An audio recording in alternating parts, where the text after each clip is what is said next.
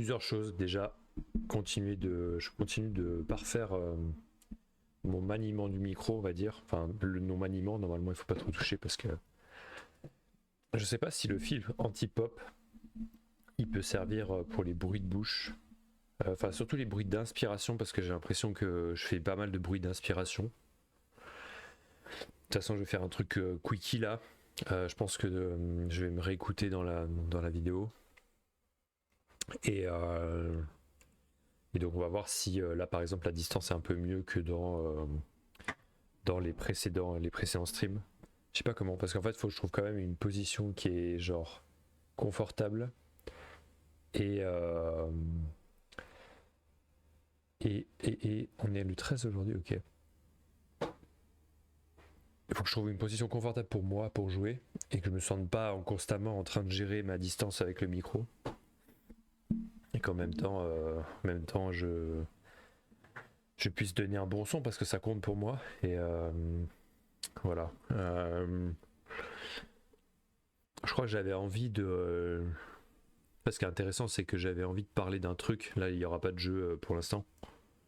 Peut-être plus tard, mais j'avais en fait là j'avais la possibilité de faire une vidéo rapide et du coup je la fais et via OBS. En fait, j'avais envie de parler de ce truc qui est du coup au cœur de ce que je partage et ce truc du coup de la compréhension de ça coupe pas.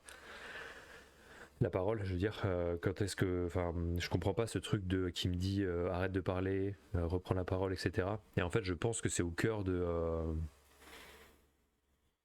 la compréhension de la compréhension non, mais du ressenti de ce que ça veut dire être quelqu'un et pourquoi je dis ça précisément. J'essaie de retrouver le chemin de pensée que j'avais un peu à l'instant, l'idée.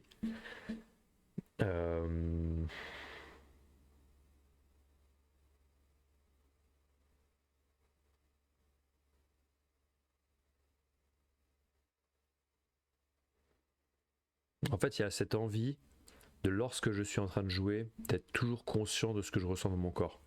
Ça, c'est hyper important. C'est pour ça que finalement, à un moment donné, quand je me tais, c'est aussi que j'ai besoin de revenir à mon corps. Et c'est comme aujourd'hui le seul moyen que je pense avoir pour pouvoir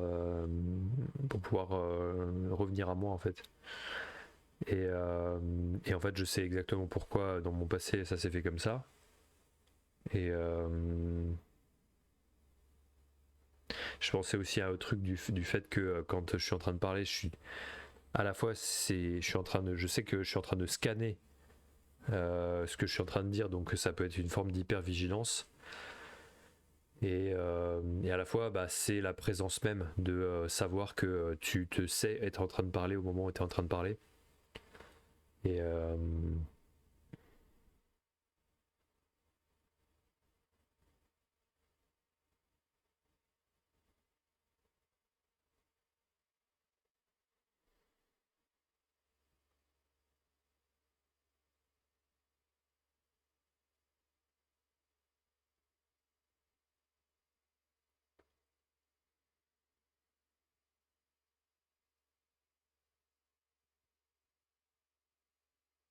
en fait, c'est si profond quand je parle pas que je me demande pourquoi je parle en fait. Et peut-être que c'est parce qu'il y a une croyance d'opposition entre le fait de parler et de pas parler. Je pense qu'effectivement, j'ai pu le vivre avec mes parents notamment, une croyance d'opposition dans le fait que si tu réponds pas, si tu n'es pas présent, en fait, ça c'est intéressant aussi. En fait, je me suis écouté parler. Et en fait, je trouve que je parle énormément du nez en fait. Et je me dis peut-être que je pourrais faire comme ça. Là j'ai l'impression que je parle beaucoup moins du nez parce que je fais vibrer mon nez. En fait, je sais pas comment dire, mais je m'autorise à relâcher mon nez. D'ailleurs, je pense que ça me fait moins mal à la tête. Peut-être qu'il y a un lien avec ça. Je sais pas exactement comment ça fonctionne. Enfin, je ressens comment ça fonctionne, mais je sais pas pourquoi je parle autant du nez. Est-ce que c'est parce que j'ai l'habitude d'avoir le nez bouché? Est-ce que c'est parce que j'ai l'impression qu'il faut que je parle tout doucement comme ça et du coup je parle que comme ça du nez? Alors qu'en fait je pense que j'ai envie de... Est-ce que c'est la position assise aussi qui fait ça? Voilà. En tout cas, Il y avait ce truc d'envie de vraiment incarner, et aussi s'il le faut, de faire des streams qui sont revenir au premier stream que je faisais, qui sont des streams sans parole, et c'est bien aussi, et surtout quand j'ai l'impression que je suis trop en train de vouloir expliquer un truc et qu'il n'y a pas forcément besoin, surtout si ça m'épuise. Donc, donc voilà.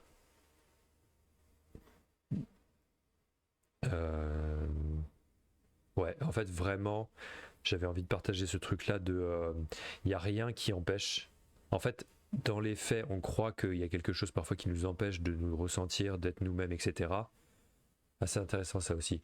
En fait, c'est comme un mantra que je fais vibrer un peu là. Essayer de faire vibrer. Ouais, voilà. Euh, et du coup, virtuellement, il n'y a rien qui nous empêche de ressentir. Et quand je dis ressentir, c'est d'être conscient, d'être vivant. Toujours la même idée de conscience. Et, euh, et en fait, l'intérêt, je crois, de la vie, c'est là-dedans, c'est vraiment de reconnaître, de faire des espèces de boucles et de se retourner. Il y a des retournements successifs qui font que dans certains moments difficiles, on est absorbé, on est collé à la sensation, à la souffrance. Et en fait, moi, ce qui m'intéresse, c'est de les partages autour de ça, qui sont très spontanés, parce qu'il n'y a pas de méthode pour retourner. Mais il semblerait que quand ça se retourne, ça se retourne. Et il y a des retournements successifs. Qui peuvent être associés, je pense, à ce qu'on appelle la réalisation du soi, c'est-à-dire réaliser qu'on est la conscience et qu'on n'est pas l'objet qu'on est en train de fixer.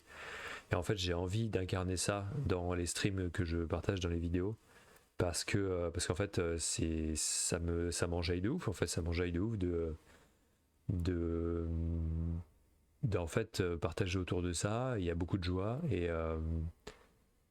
et quoi d'autre que en fait, oui, je voulais parler de l'identification, et à quel point l'identification à la personne, au personnage, correspond à effectivement l'identification aux formes qu'on associe au personnage, c'est-à-dire que le personnage, l'ego est un ensemble de croyances en boule qui font que ça finit par former dans notre corps, esprit, pensée une congruence qui semble réelle, et donc du coup on s'identifie à cette personne-là parce qu'on a appris, etc., pour fonctionner dans le monde.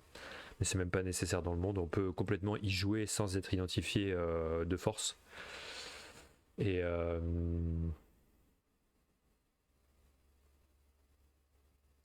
ouais, en fait être en présence, être en conscience dans tout ce que je fais dans la vie, parce qu'en fait il y a que ça quoi, c'est le plaisir de traverser la vie en étant conscient, et donc du coup en n'étant jamais touché. Il y a vraiment ce côté genre liberté absolue, parce qu'en fait je me sens pas touché, et de répéter quelque part, de reproduire ou répéter ces expériences de conscientisation qui encore une fois ne viennent que d'elles-mêmes, hein. Jusqu'à temps que je sais pas quoi, jusqu'à temps que peut-être ça soit complètement lisse, et que en fait il n'y ait plus du tout d'accroche genre vraiment ce sentiment d'être collé et d'être en danger, menacé. Vraiment, il y a ce côté l'identification au personnage. Je pense qu'elle elle donne ce sentiment d'être menacé, et je sens que là, je parle par exemple, je dois lutter pour être présent à la sensation de tension dans la tête, etc. Peut-être parce que quand je parle, j'ai l'impression d'être vraiment une personne. Et donc du coup, ça se contracte dans la tête peut-être, et que du coup, quand je me tais, ça fait beaucoup de bien, quoi.